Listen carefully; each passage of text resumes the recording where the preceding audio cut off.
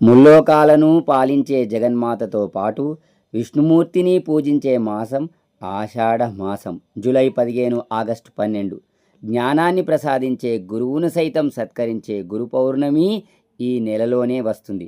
ఈ మాసంలో ఆచరించే ప్రతి క్రతువుకి ఓ అర్థం ఉంది. ఆషాఢం తెలుగు సంవత్సరంలో వచ్చే 4వ నెల.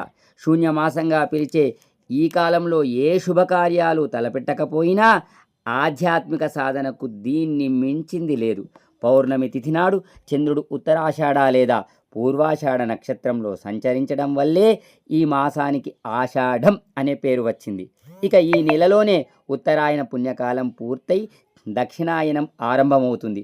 ఆషాఢ శుద్ధ ఏకాదశి నాడు విష్ణుమూర్తి యోగనిద్రలోకి వెళ్తాడట. అందుకే ఆ రోజును తొలి ఏకాదశిగా, శయన ఏకాదశిగా పిలుస్తారు.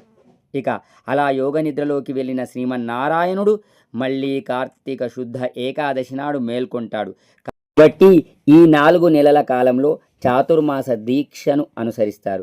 అదేవిధంగా ఆషాఢ శుద్ధ పౌర్ణమిని గురు పౌర్ణమి, వ్యాస పౌర్ణమిగా పరిగణిస్తారు.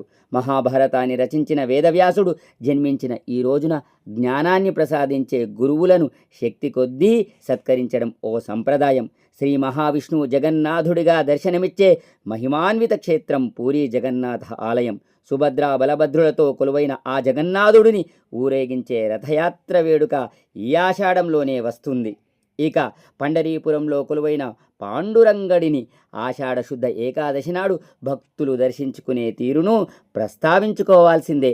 ఏకాదశికి దాదాపు 21 రోజుల ముందు నుంచే మహారాష్ట్ర, కర్ణాటక, తెలంగాణ రాష్ట్రాలకు చెందిన లక్షలాది భక్తులు కాలినడకన పండరీపురానికి చేరుకునేందుకు యాత్రను ఆరంభిస్తారు.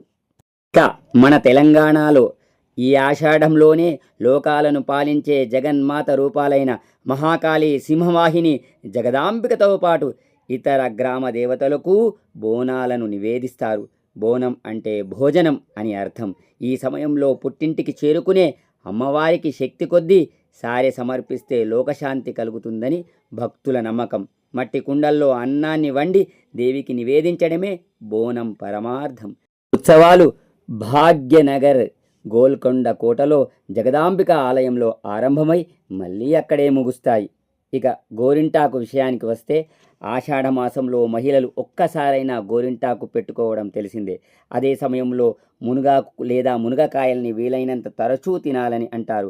వర్షాలు పడే ఈ కాలంలో తేమ వల్ల చర్మ వ్యాధులు రాకుండా ఉండేందుకే ఔషధ విలువలు కలిగిన గోరింటాకును పెట్టుకోవాలని చెబుతారు. అదేవిధంగా మునగాకు లేదా మునగకాయలు రోగనిరోధక శక్తిని పెంచి AC వంటి విటమిన్లు, కాల్షియం, ఇనుము తదితర పోషకాలను అందిస్తాయి. కాబట్టి వాటిని తింటారు. ఆషాఢ శుద్ధ పాడ్యము నుంచి నవమి వరకు లలితాదేవి సైన్యాధిపతి అయిన వారాహి అమ్మవారిని పూజించేది ఈ మాసంలోనే. ఈ ఆషాఢ మాస ప్రాముఖ్యతను, ప్రాశస్త్యాన్ని వినియోగించుకొని మీరు పునీతులు కాగలరని మనవి.